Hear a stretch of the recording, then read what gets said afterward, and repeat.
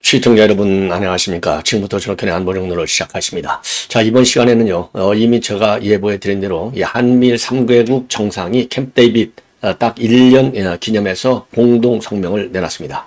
자, 그래서 이 공동 성명 내용, 새 정상한테는 굉장히 중요한 외교적인 업적이 되겠는데, 두 분은, 그러니까 바이든하고 이제 기시다는 물러나기 때문에 조금은 서운한 면이 있겠지만은, 윤 대통령의 경우에는요, 미국 대선에서 누가 이기든지 간에 굉장히 중요한 외교적인 공적이 될 수밖에 없고요. 그리고 이거를 잘 활용해서 공적도 공적이지만 우리 이제 한국의 안보를 증진시키고, 그리고 국제 글로벌 사회에서 그러니까 이제 국제 사회에서 윤 대통령의 외교적인 입지를 제고할 수 있는 굉장히 중요한 이 근거가 될 수 있지 않나, 이런 생각이 들어서 이 내용을 조금 자세하게 말씀을 드리도록 하겠고요. 자, 이번 시간에 이제 검찰 수사 관련해서 또 집중적으로, 왜냐면요, 지금 이제 이원석이가 또 꼼수를 쓰고 있네요.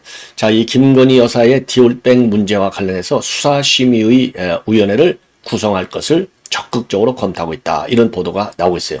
자, 그래서 이와 관련해서 이게 자칫 잘못하면 지금 이제 다시 이창수 중앙지검장하고 이원석 간의 또 충돌의 발화 지점이 될 수 있다라고 하는 우려가 나오고 있습니다.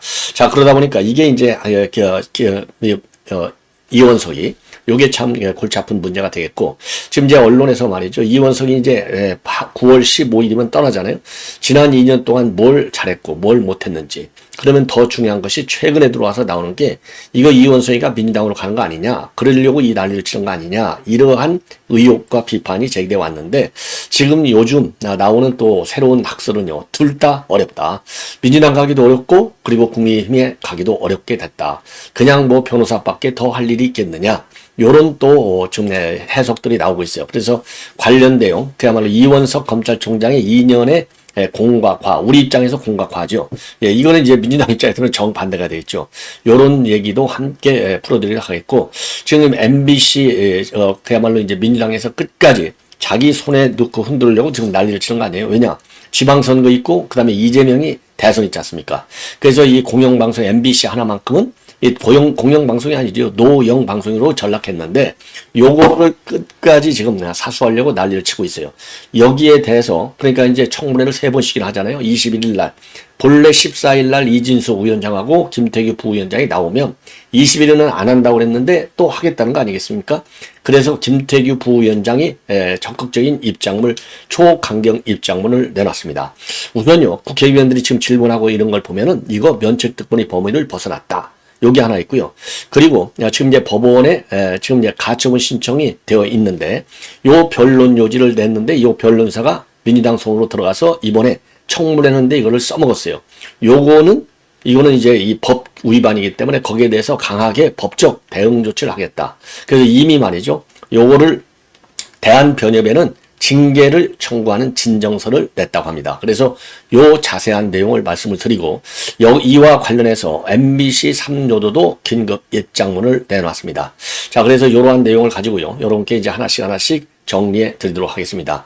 우선요, 지금 이제 이 3개국 정상회의, 왜냐면 여러분들 잘 아시다시피 이제 이미 말이죠, 요 3개국 정상회의는 그야말로 미국 역사상 최초의 정상회의가 되는 겁니다.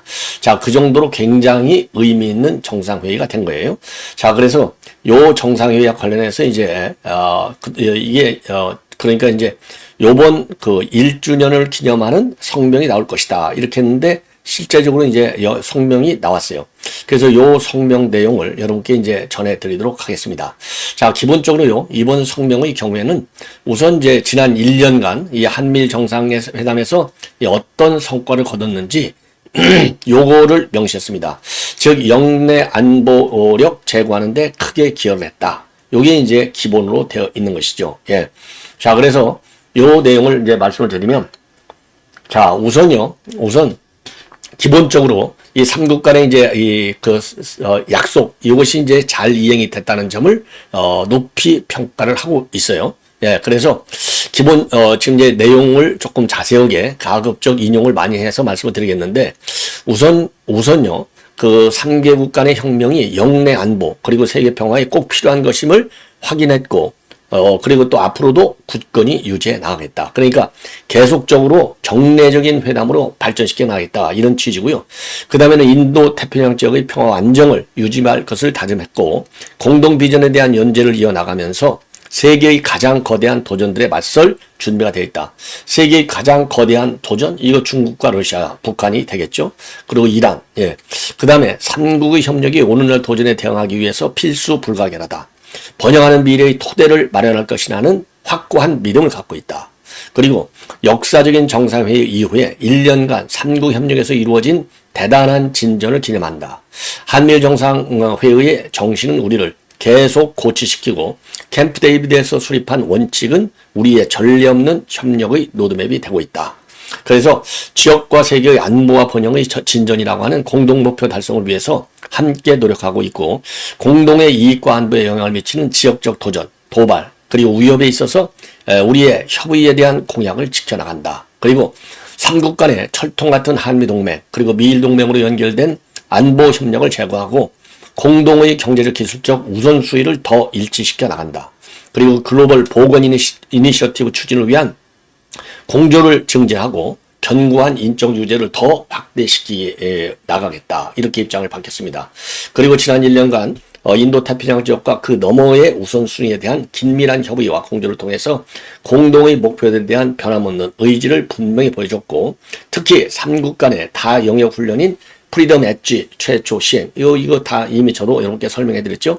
그리고 새로운 한미 안보 협력 프레임워크의 서명 그리고 북한의 사이버 범죄 여타 불법적 수단을 통한 그러니까 대량 살상 무기 프로그램 자금원 차단 요런 데 대응을 둔 삼국 간의 실무 그룹이 상당한 진전을 이뤄냈고 그 성과를 축하한다. 이렇게 밝혔어요. 자, 그래서 이제 명실공히, 지금 이제 그 10월경에, 다자 정상회의 계기에 10월 11일, 앞으로 그런 게 이제 9월에 유엔 총회에서부터 시작해가지고요. 다자 정상회의, 그러니까 이제 에이펙, 그 다음에, 동아시아 정상회의, 에이펙, 그 다음에 유엔 총회, 요런 정상회의를 이용해서, 3개국 간의 정상이, 이 캠프 데이비드의 후속 2차 회담을 연다. 지금 이런 구상이 제일 힘을 많이 받고 있습니다.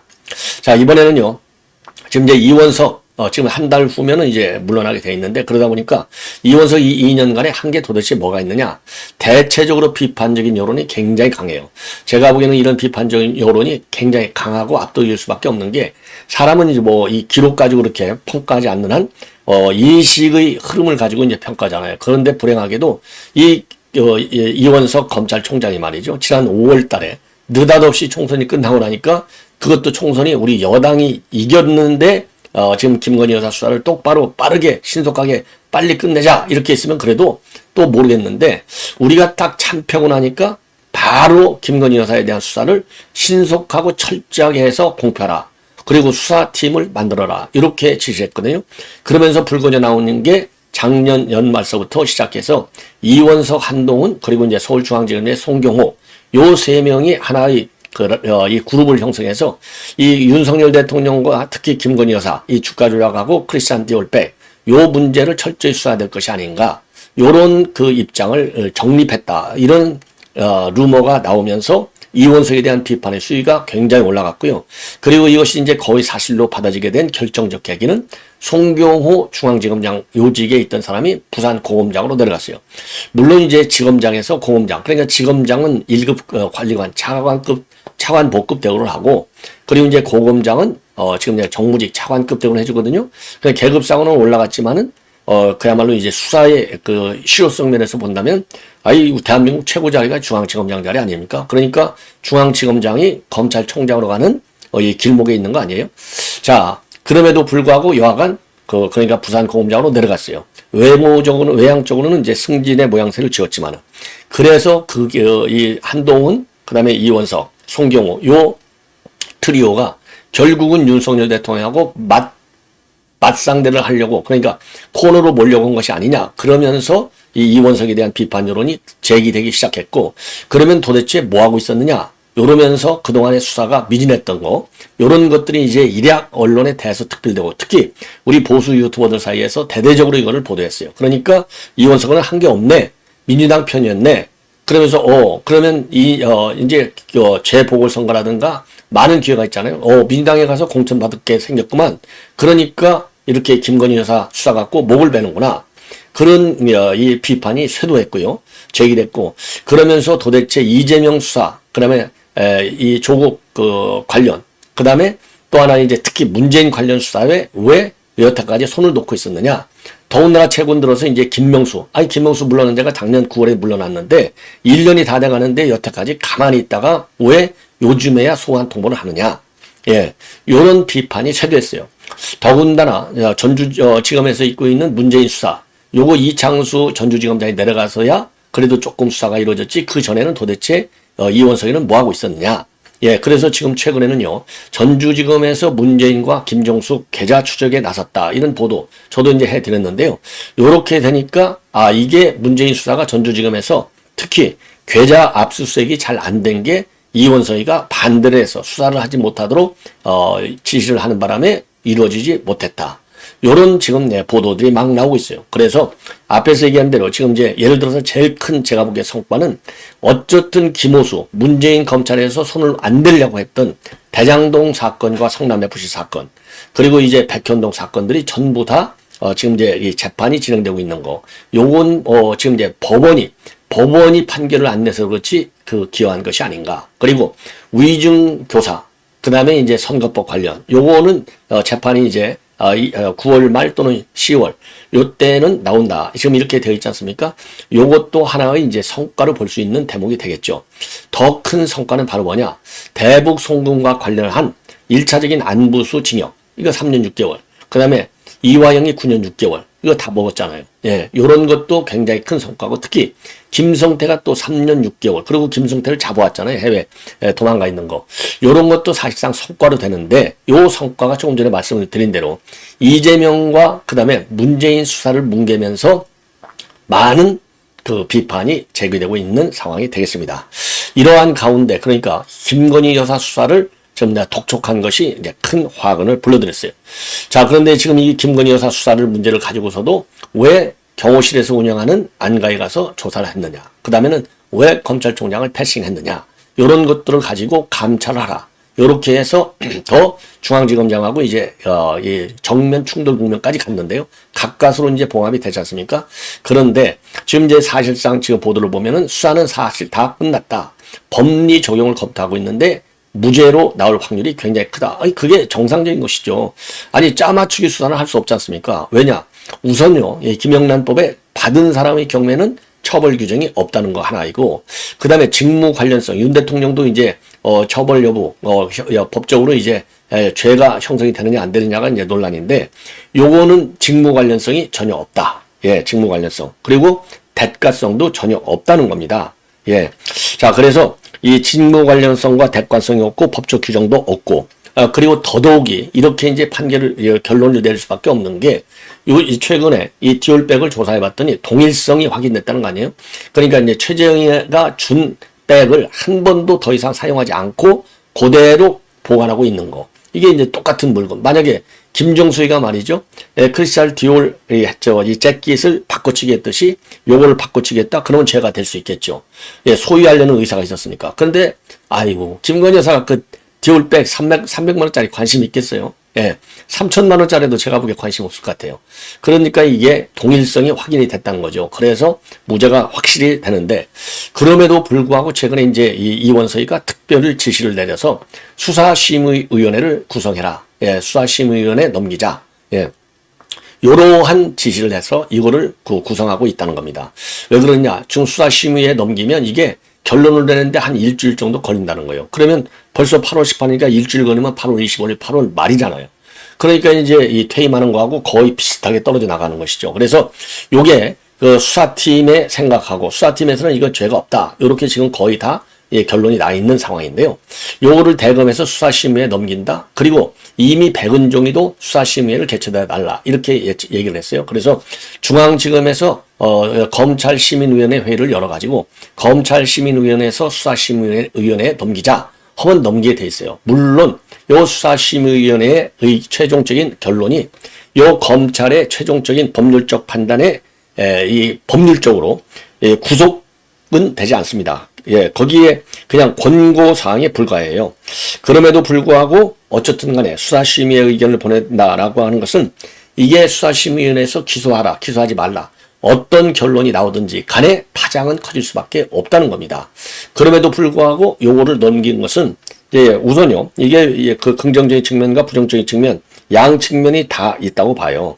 왜냐하면은 이게 만약에 기소하지 않고 전혀 죄가 없다라고 했을 경우에 그것도 이제 문제가 또 될 거 아니에요. 그러면은 그 이원석 총장의 입장에서는 아니 이거 그야말로 민간인들이 뭐 이 검토한 의견에서도 기소하지 말라는 의견이 많다. 자기네가 봐도 많다. 검찰이 봐도. 그러니까 이거는 이 혐의 없음 이렇게 결론을 내린다. 할 때의 어떤 객관적 타당성을 조금 더 제고시키는 측면이 있다는 점에서는 또 나름대로 의미가 있어요. 그런데 만약에 이거를 기소하지 마.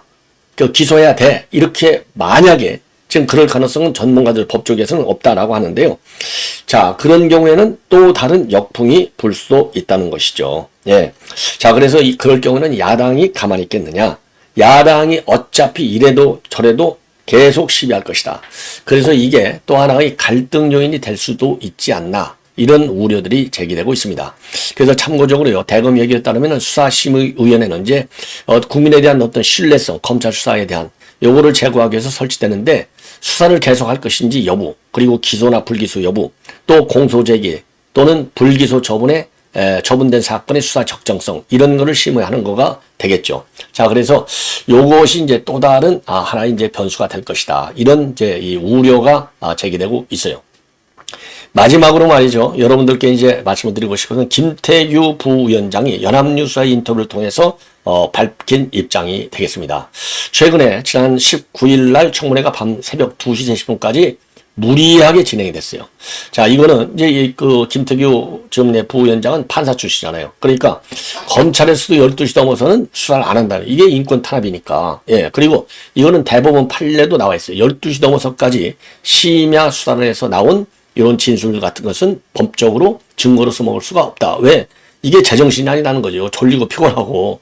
그런 그 판례까지 나와 있는데 2시 반까지 강행을 시켰어요. 요 핵심은 뭐냐? 자기네가 지금 새롭게 임명된 박문진 이사 요거 취임을 막기 위해서 가처분 신청을 했는데 요게 가처분이 지금 현재 심리가 진행 중에 있지 않습니까? 자, 그래서 여기 심리에 영향을 미치기 위해서 지금 요 무리한 이 청문을 2차 청문을 진행한 거예요. 여기에 대해서 지금 김태규 부위원장이 강하게 반박하는 입장문을 내놓은 겁니다. 여기에 MBC 제3노조도 똑같은 비판 입장문을 내놨어요. 한마디로 이제 결론은 뭐냐? 결론은 지금 이제 이 가처분 신청서를 심리하고 있는 법원에 영향을 줘서 자기네들에게 유리하게 이제 인정이 돼가지고 그러니까 새로 선임된 임명된 그러니까 이사들 요거 자격이 없다. 예, 그러니까 절차적으로 하자가 있어서 새롭게 의결된 박문진 이사들은 임명될 수 없다. 요 결론을 내려고 하는 거예요. 이렇게 될 경우에는요, 지금 기존의 이사들이 자동적으로 임기가 연장이 된다고 합니다. 그러면은 자기들이 의도한 대로 MBC 사장을 지금 좌파, 민노총 좌파로 갖다 앉힐 수 있어요. 요것 때문에 무리한 청문회를 한 것이고, 무리한 청문회 과정에서 나온 이 법적인 문제점. 판사 출신이 얼마나 잘 알겠어요. 그래서 이 신문 요지도 안 알려주고, 신문만 계속 하고 있는 거. 예. 그 다음에 질문을 던져놓고 답변도 못하게 하는 거. 요런 것들이 직권 남용 혐의가 될 수 있다는 겁니다. 자, 그래서 요거 법적 대응을 하겠다. 예. 강하게 입장을 밝혔어요. 그래야말로 이런 민주당의 행태야말로 직권 남용이 된다는 겁니다. 예.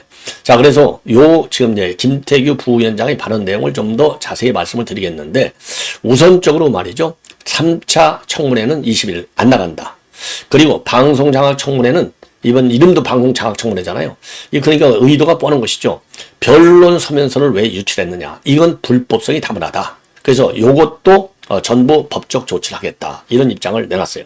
자, 그래서 우선 박문진 이사 임명처분 집행정지권과 관련해서 그 방통위에서 낸 답변서는 변론 이외의 용도로 사용되면 안 되는데 이거 민주당 의원들이 이번에 이제 청문 질문할 때 집중적으로 써먹었다는 겁니다. 이건 뭐냐? 방통위를 압박하기 위해서 그리고 법원 판결에 영향을 주기 위해서 했다는 것이죠. 그럼 이거 누가 유출했겠느냐? 뻔하다는 거죠. 이거 본래 이 변론서는 신청인이라든가 집행정지를 신청한 신청인이라든가 또는 대리인밖에 볼 수가 없는데 그렇다고 본다면 결국 신청인이나 또는 대리인이 유출했을 가능성이 상당히 큰데 신청인이 유출을 했다면 변론권 침해이고 대리인이 넘겨줬다고 하면 변호사 징계 사유가 된다. 그래서 대한변협 변호사 권익위원회 변론권 침해 사유로 진정을 냈고 이럴 경우에는 이제 징계가 가능한 것이죠. 그래서 청문회했다가 방통위는 답변 기회를 제대로 주지 않거나 또는 단답식 답변만 유도한 뒤에 야권에 유리한 주장만 회의록과 언론 보도로 바로 공개하고 그걸 반론에도 써먹고 있는데 이거는 사법부에 영향을 주려고 하는 것이다. 그리고 지금 21일 예정된 3차 청문회와 관련해서는 신문상의 요지도 제대로 고지하지 않고 있고 그리고 야당이 이미 자신을 고발하기로 한 점을 들어서 본인은 이제 고발하기로 이미 결정을 내렸잖아요. 이거 불출석하겠다. 그리고 이진숙도 참석하지 않는다. 이렇게 입장을 밝혔어요. 그리고 과방위가 본인이 이제 청문회 증언을 거부한 것에 대해서 이 국회 증언감적법 위반 혐의로 고발하기로 결론을 내렸는데 요거야말로 직권남용이라는 겁니다.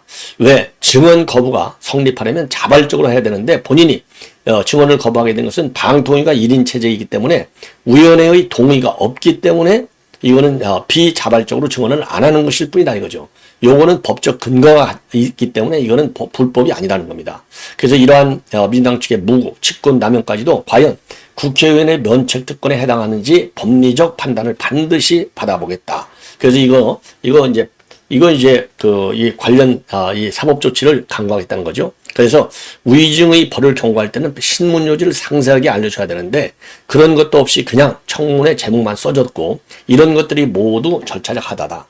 야권이 그렇게 싫어하는 검찰도 권위주의 시대에 많은 비판으로 인해서 요즘은 야간 수사를 안 하는데 막말 판사들을 욕하면서 과방신문은 그의 10곱절이나 되는 진행 방식을 택했는데 답변 기회도 안 주고 새벽까지 계속 앉아있게 하는 것은 인권 유린이다.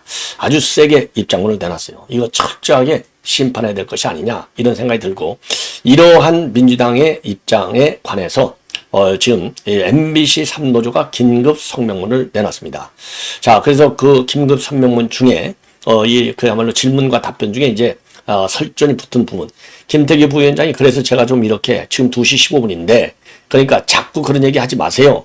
그러니까 김태규가 제가 방금도 말씀드렸지만 민주당 하라는 답변만 하고요. 그러니까 김태규 제가 지금 이성적으로 판단할 능력이 안 되니까 드리는 말씀입니다. 그러니까 새벽 2시까지 하는 거에 대해서 상당한 불만을 표시한 거예요. 그걸 가지고 이제 설전을 벌이는 거가 되겠고요. 그래서 김태규 부위원장이 그 위원장을 민주당에서는요 고발하기로 한 겁니다. 그래서 그날 이 청문회 태도를 보면 마치 죄인을 신문하듯이 한 거 이거는 도저히 용납할 수 없고 더군다나 민주당 의원들이 방통위 직원들을 몰아세운 것도 잘못된 것이다. 잘못된 것이다. 이렇게 비판을 하고 있어요. 그러면서 이제 이 법정에서야 서로 간에 이제 공방이 이루어지만 이 청문회에서는 공방은 어떻게 이루어질 수 있냐는 거죠. 민주당이 압도적 수적 우세를 이용해서 쥐잡듯이 족칠 뿐이라는 것이랍니다. 뿐이라는 것이랍니다. 쥐잡듯이 족치기만 하기 때문에 그러한 주고받고식 이 공방, 법정과 같은 그런 상황은 일어나지 않는다는 겁니다. 자, 그래서 이러한 민주당의 행태는 결국은 정부 부처를 마개시켜가지고 삼권 분립의 기본 취지를 무너뜨리는 그래서 지금 현 상황은 민주당 때문에 삼권 분립의 위기가 계속되고 있고 개인의 인권도 짓밟혔다. 그래서 공영방송 MBC를 계속 장악해서 정치 도구로 사용했다는 욕망이 최소한의 이성까지 마비시키고 있는 것이 아니냐. 그래서 이제 이런 민주당의 횡포를 저지하기 위해서는 법원이 나서야 된다. 그래서 이번 가처분 재판부들이 정의롭고 현명한 판단을 내려주기를 촉구한다. 이런 성명을 내놨습니다. 예. 자, 시청자분 이렇게 해서 본 방송 마치겠고요. 계속되는 저희 방송 여러분들의 많은 시청을 부탁드립니다. 대단히 고맙습니다.